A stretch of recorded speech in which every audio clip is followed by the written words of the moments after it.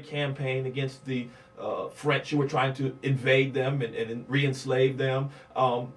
It literally broke the French bank. And that's why Napoleon then sold the Louisiana tract to Thomas Jefferson. There would have been no Louisiana Purchase. So, Right. but once again, this teacher, who was a licensed teacher in the state, to teach social studies, came back and told my son that wasn't true.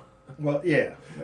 But once again, she's thinks she's very educated because she went to school and got a bunch of degrees, but she knows nothing about all of the black aspects that contributed to American society, and that's why you don't get much teaching at public schools, because many of them just don't know. History is what sustains us. In order to know, as some of our great leaders have said, in order to know where you're going, you got to know from where you came. Yep. Our young people have got to gain an understanding of who they are. That was the crux behind our entire initiative with our males in the Models Academy. You need to know, from a prideful perspective, where your strength comes from. And our young people must have an indoctrination of that. Absolutely. Because you will be reminded every day of your blackness. All you have to do is look around you, pick up the papers, turn on the TV, listen to the radio. You will be reminded.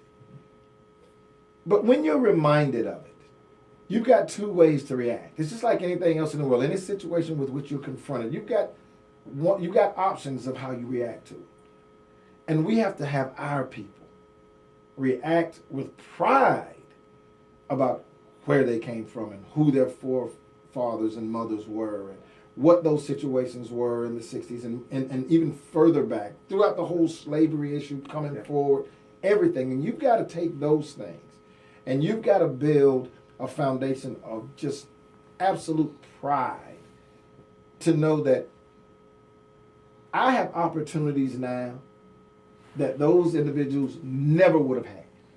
And because of their sacrifices and that history and that moving forward throughout the civil rights movement and other things that happened, we couldn't possibly talk about all of the things that happened right here today on the show, but all of those things, I just grouped them together, stand you on a rock that says, listen, if you're not successful, if you're not getting and reaching out and grabbing the things that are available to you now, then you're letting a lot of people down. And that's where your pride should come from. You're letting a lot of people down.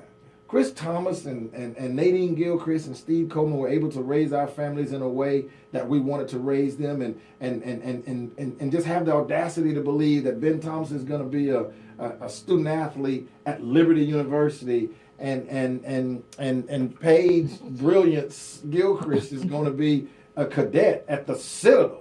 We had to believe that those things could happen. And Jared Coleman would be at Lander and playing college basketball. And these kids were all athletes. These kids are all scholars. There was a time when that was not a belief. It is now. And it was. And for us, it seems easy. We never give it a second thought. But there was a time when that was a volatile situation. And for a lot of African Americans today, that those are still goals and dreams that are out of reach to them. But I think it goes back to just how do you frame the world in your own mind? Because if you frame the world through the lenses of those who oppressed and enslaved you, then you're no better off. Well, I don't want to say that. Psychologically, how you view yourself, you're not any better off than Africans during the slave episodes, because you still view yourself as less than or inferior than, because that's what was told to you. And I've been reading a lot lately about this 200-year argument about the racial makeup of the Egyptians. And the sort of biting point to me about the whole thing is that the reason that it's important to the world is because Egypt defies 4 centuries of logic about white racial superiority. Well, absolutely. But the whole continent of which Egypt is a part of defies all of that logic. And yeah, but I mean, I guess what I'm saying is that when you went through this whole period where Europeans went about teaching Africans that they had contributed nothing to society, that they had made no contribution to science, to mathematics, to literature, to art. Then all of a sudden there's all of these discoveries about this great ancient civilization on the northeast corner of the African continent. This ancient, great black civilization. Yeah. But the problem then became that as this civilization rose that predated Europe, that predated Greece, that predated all of the rise of Western civilization, that even predated Judaism and the rise of the Israeli nations. It sort of threw a monkey wrench in their worldview if you all of a sudden now have this, the most ancient of great civilizations, was a civilization that may have been black in its progeny. That becomes a problem to this worldview. And so there's been these centuries of trying to redefine the racial context of who Egypt was, because if they weren't black, then it fits into your model. If they are, then it really doesn't. The second point is that, is that there was also all this anthropological information about the Chinese and Japanese also being the result of what they call Afro-Asiatic man that came out of Africa and migrated there too. So you look at all of these arts of the Shogun people, and once again, Asians have some of the same issue, that they went about some period of very, very harsh racism toward blacks themselves, and now there is some indication that you may come from us. But because these things. I tell you what, but these when things Tashi Kwan becomes black, you got some issues. But these things sort of defy your worldview, and I think that Black History Month has to be about investigating. How do you racially view the world? The great Christian anthropologist Dr. Custis once made this statement. He said, "It was once believed that blacks contributed nothing to the development of modern civilization, when in fact we now know that every ancient civilization was founded and carried to its highest technical proficiency by black people." Yeah. Two very, very differing views, and the question is, how do we, through our own historical analysis, understand ourselves and our own role in the world? It's amazing too. One of the things that I've listened to you teach about, the understanding of blacks in the Bible. And taking it even back that far. And I've watched as people were just mesmerized about the information that you've shared over the years as we've known each other in many different situations about, the heritage of black folks in the Bible and in the diaspora of that comes forth even from that. And some people it bothers. Yeah. Yeah, I've seen you ruffle some feathers on that one. But I think it goes back to taken aback by knowledge. And oftentimes when you start talking about blacks and our contributions and the contributions of our forefathers, people are taken aback because they want to preserve the belief that these inventions, these new processes, the rhetoric, the education, the speaking, the language, the development in medicine, mathematics, science, history. They want to preserve the fact or the non-fact that this didn't come from a race of people that have been oppressed throughout all of time. But it's real and it's undeniable. And the only way that it gets out is through observing and learning and being taught and taking the opportunity through Black History Month and moving forward to find these things out. Give us a call, 953-2335, 953-2335. We're talking about Black History Month. 28 days. Yeah. And we want to know what African American or African historical figure do you think we should be promoting this month? So I want to hear from callers. What African American figure do you think is important for young people to know and to understand, and why? Because there's just so many that we can study. Like I said, we did a project with our young men, and I think we ended up with 44 young men that posted on our site. What do we call it? Caller, you're on the air. Doing well. How are you?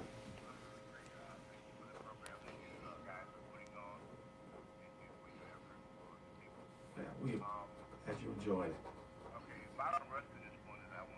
Yeah. Okay. You want to tell us a little bit about him?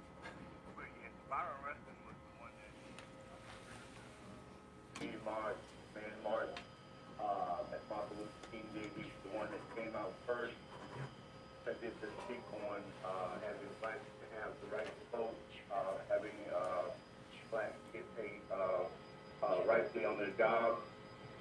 And then he was a little ahead of his time because he came out about the gay freedom rights, which that's why a lot of people don't recognize him because of that fact.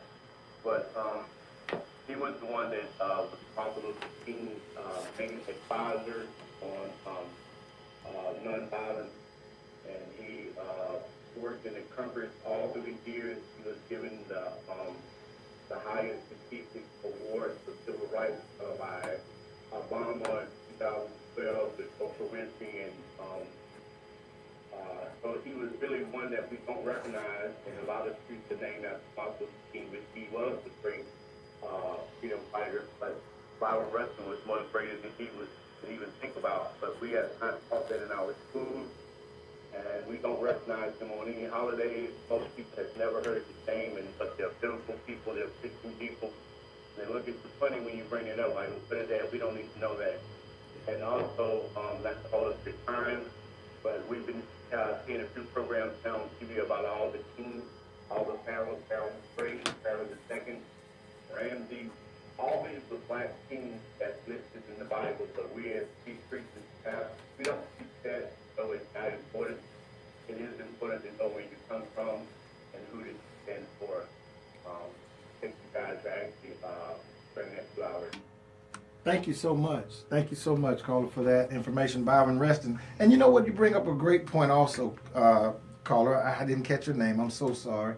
But what this caller, for those of you who are, what he just brought up was another important point.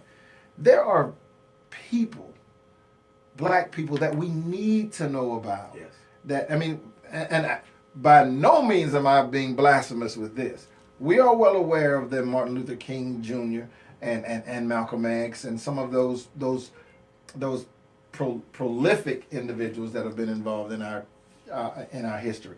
But the Byron Restons and even living legends like John Lewis and other individuals. We have a caller. Caller, you're on the air. Good morning. Good morning, Reverend Armfield. We're Doing doing well. well. How are you? I don't have a particular person that I would like for y'all to talk about today or this month, but I would like for y'all to use in the South.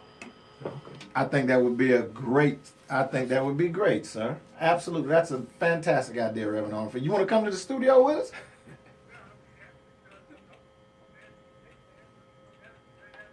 All right, now well, wait a minute. Now we're gonna have a little bit of guest here on. You talking to Steve? Well, what?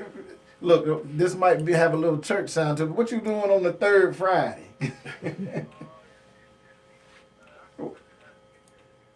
Well, why don't you come on in on the third Friday? We're gonna talk about HBCUs and higher education. I think that's a great topic. I will be looking forward to seeing you. Okay. That is a story that often goes overlooked. And Stacey Jash, once again, should we get rid of all the HBCUs? Because, you know. And the funny thing is, didn't that have a pledge? I don't know enough about See, y'all forgive me. Sometimes folks say some crazy stuff and they'll bring out just the bad part. And forgive me. I'm sorry.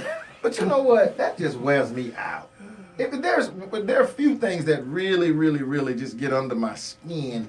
But those sorts, if you can't be proud of who you are, if you've got to turn everything about who you are away so that you can fit in someplace, and let's just be honest about it.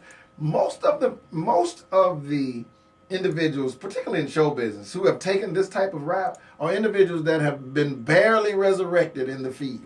Mm-hmm. You've got Raven Simone. If she didn't have a voice, she's a goner. Stacey Dash, what does she have? Well, and one of my problems, it's an I amazing may set get of in trouble for circumstances. Maybe if saying she this, was on BET, she'd do better. Yeah, but I get in trouble all the time. But Stacey Dash, for all of her trying to position herself like she somehow represents the highest of black women, she really is just the opposite.